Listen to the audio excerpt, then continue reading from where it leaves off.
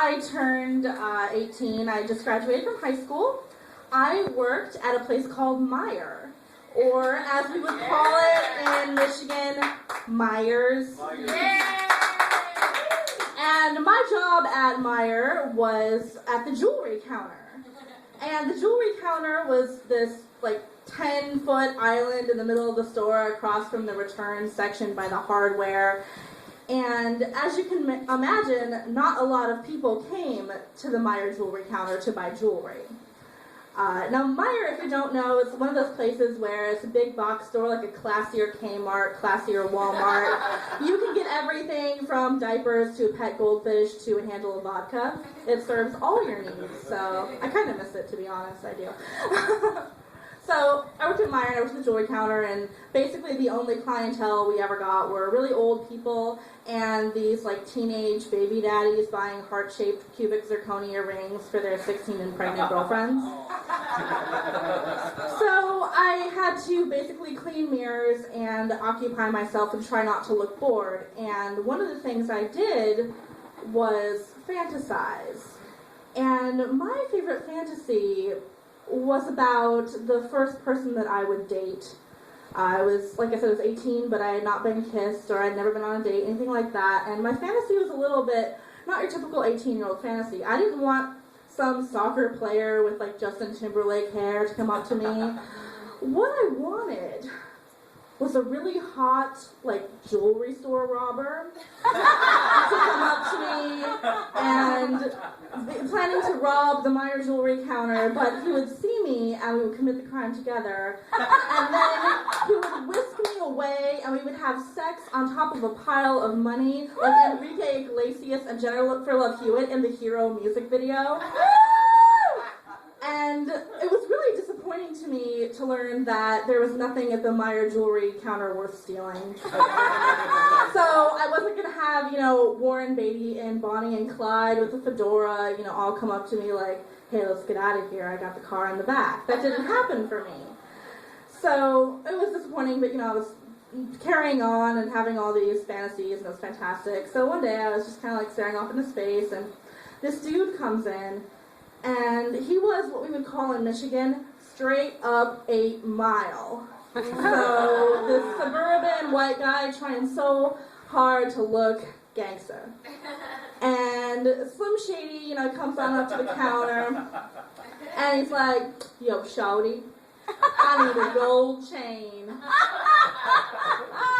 Okay, we've got some over here. They're $24.99, which is how you know you're ballin'.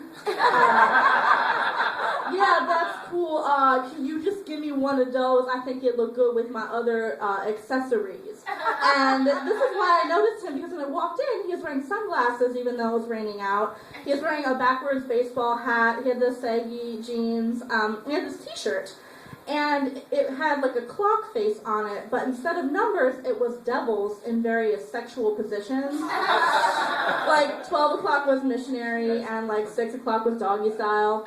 And it said something like, it's always time for sex in Cancun, or I'm always horny in Cabo, or something, really just classy like that.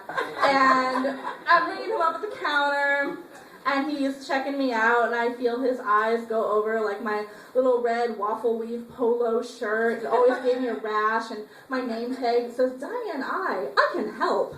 And, my black jeans and my little Vans tennis shoes, and he says, so, Diane, you got a man? Oh. And this is where I learned the answer is always yes. He's a professional wrestler and very jealous. But I had never been hit on before. So I said, oh, no, I don't have a man. Good, because I'd like to get your number. I'm actually leaving for school in a few weeks. I'm going to college. I'm so excited. And I just don't think that would be the best idea because I'm leaving. It's okay, I'll take you out before you leave. I'm going to have to pass. I think I see my manager. Here's your change, thank you. Girl, it's okay, I understand. And he walks away. Aww. And he pauses, and it's like a light bulb, goes off over his head. And he swaggers on back to the counter, and he puts his elbows on the glass, and he looks at me, and he says, Are you intimidated by my thug appeal? Oh my God. And it's that kind of moment where you just have no response, and I just kind of, no, I'm not intimidated by your thug appeal.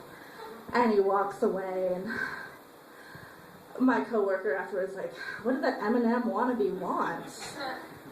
And that night I went home and I rented Bonnie and Clyde and thought about Warren Beatty. I thought about Leonardo DiCaprio in Catch Me If You Can. I thought about George Clooney and Brad Pitt in Ocean's 11. And I realized that I wasn't attracted to the kind of thug appeal that real life could offer me. And my problem was that he wasn't stylish enough, and he didn't have the car or the hat, and that was really a part of the deal for me. And I'd like to say that I don't fantasize about that anymore, but I still go to the bank, and I'm in line. I'm thinking, if a hot bank robber came in right now, I wouldn't even be mad. So, if I'm ever in a vault with Clyde Barrow, I'd like to say that no, I'm not intimidated by your thug appeal.